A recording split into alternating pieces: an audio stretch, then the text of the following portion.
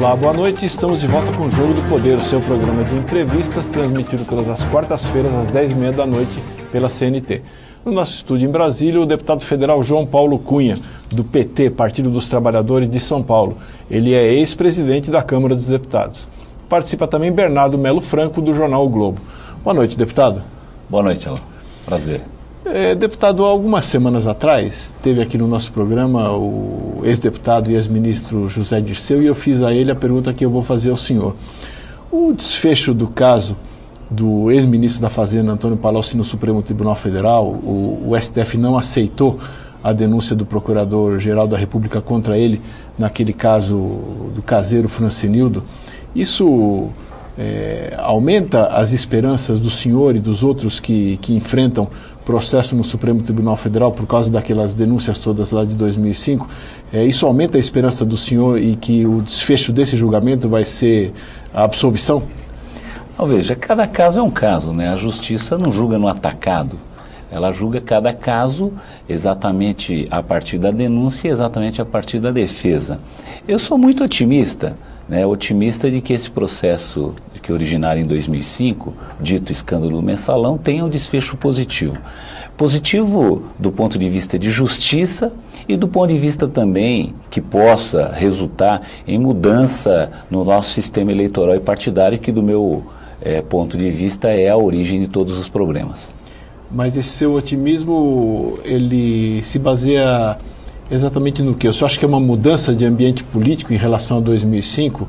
Não existe mais aquela emoção em torno do caso? O senhor acha que agora vai ser julgado com mais frieza esse assunto? Veja, a justiça, ela tem essa virtude. Qual é a virtude? Ela tem um tempo mais longo para apreciar, ela consegue avaliar com mais intensidade, mais profundidade as provas, né? Ela pode avaliar num ambiente mais sereno e, em função disso, emitir o seu juízo. Diferentemente do calor da disputa política eleitoral, que a mídia acaba tendo uma opinião e tendo até um partido, ela tem propicia um julgamento diferenciado da justiça. O julgamento político que se faz quando aparece um caso como esse, ele é imediato com o calor daquele momento. E é instantâneo, né? É instantâneo. O da justiça não. O da justiça há uma serenidade maior que permite que seja avaliado com base documental e testemunhal. Agora, deputado, vale lembrar também que esse julgamento, essa denúncia da Procuradoria-Geral da República foi recebida em 2007, portanto já 2 anos depois do surgimento do escândalo do Mensalão. Há uma expectativa de que esse julgamento do mérito das denúncias fique apenas para 2011 ou 2012. Antes disso, o senhor enfrenta mais uma eleição agora em 2010, a primeira já na condição de réu no Supremo Tribunal Federal. O senhor acredita que isso vai, de alguma forma, atrapalhar as suas chances? Como é que isso vai influir na sua eleição? Não, veja, na minha eleição propriamente dito, claro que sempre tem uma incidência, não digo que não tenha, né? Tem. A última, eu acho que foi pior. Em 2006, Em 2006 foi pior, porque nós estávamos no calor, no ambiente mais quente da denúncia, né? Eu fui o deputado federal mais votado do estado de São Paulo, do PT. Então eu enfrento com muita tranquilidade. Para mim, pessoalmente, o julgamento deveria ser o mais cedo possível. Eu queria que já estivesse sido julgado, porque eu tenho tranquilidade das coisas que eu fiz, das coisas que eu deixei de fazer. Ficando para 2011 e 2012, eu não tenho nenhum problema, eu vou enfrentar lá e vou passar para a eleição no ano que vem. Alon, só para te informar, na eleição de 2006, Bernardo, você não acompanhou, eu não me escondi da população, não me escondi dos cidadãos, dos eleitores, ao contrário. Eu chamava as pessoas para vir aos meus comícios, numa tenda que eu montei, chamada Diálogo Cidadão, para discutir o caso do Mensalão. Eu explicava para as pessoas o que tinha ocorrido. Então eu não fiquei acanhado, escondido, não. Eu enfrentei o debate. Por isso é que eu tive uma votação expressiva para o estado de São Paulo, né? Portanto, eu não tenho medo desse tema. Não tive, não tenho e não terei medo, nem na hora do julgamento do Supremo Tribunal Federal. Aguardo com a maior tranquilidade o julgamento e tenho certeza que se prevalecer a justiça, deveria ser absolvido. Mas o senhor falou em contaminação política e em influência da mídia, pressão da mídia. O senhor acha que o Supremo Tribunal Federal se curvou a essa pressão em 2007 ao aceitar a denúncia contra os 40 réus? Ele jogou com a faca no pescoço, como foi dito naquela época? Não, eu acredito que não, em que pese um dos ministros ter dito, numa situação até muito particular, mas captada por um jornalista, que tinha recebido a denúncia com a faca no pescoço. Então, eu não acredito nisso. Eu acho que o Supremo julga de forma isenta e com base no processo que tramita lá na Corte. Agora, esse assunto todo, o senhor mesmo falou aqui na sua primeira resposta, está conectado à questão do financiamento eleitoral, né?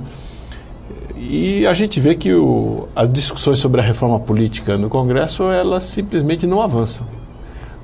A cada eleição você tem um projeto de reforma eleitoral, que muda uma coisinha aqui, uma coisinha ali, mas a reforma política em si, ela não avança.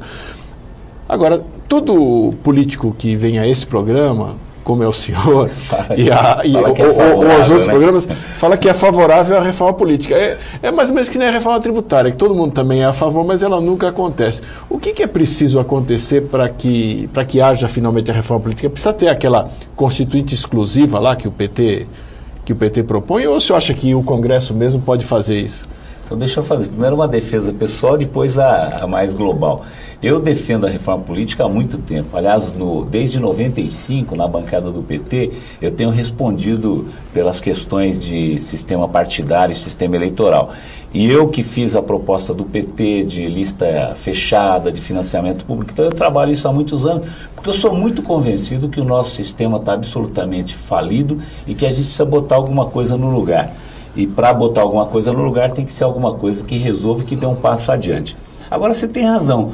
Por que todos os políticos falam isso, Alon? Porque é o seguinte, a reforma política mexe com a vida dos políticos. Então, cada político tem a sua opinião sobre a reforma política. Seu instinto de sobrevivência, né?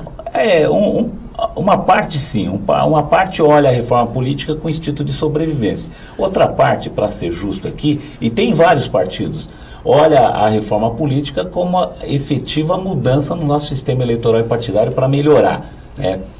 Eu acho que nesses 6 anos e meio do governo Lula, faltou um pouco de decisão política do Executivo para admitir a necessidade da reforma. Um pouco talvez porque o Lula nunca foi uma pessoa muito convencido dessas mudanças, o presidente da República, né? Mas ele até soltou um livro sobre a reforma política lá do Instituto Cidadania. Aliás, eu ajudei a organizar aquele seminário. Aliás, é um livro muito bom sobre a reforma política, que é uma coisa amadurecida, mas ele pessoalmente, ele nunca foi muito convencido disso. Então isso talvez tenha dado um certo, vamos dizer assim, um certo reflexo, um certo travo na iniciativa de assumir para valer a questão da reforma política.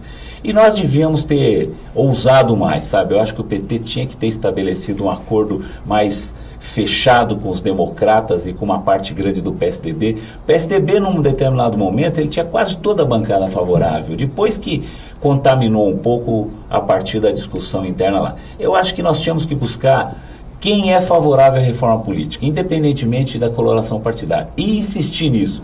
Eu sou favorável a insistir na reforma política porque ela é necessária.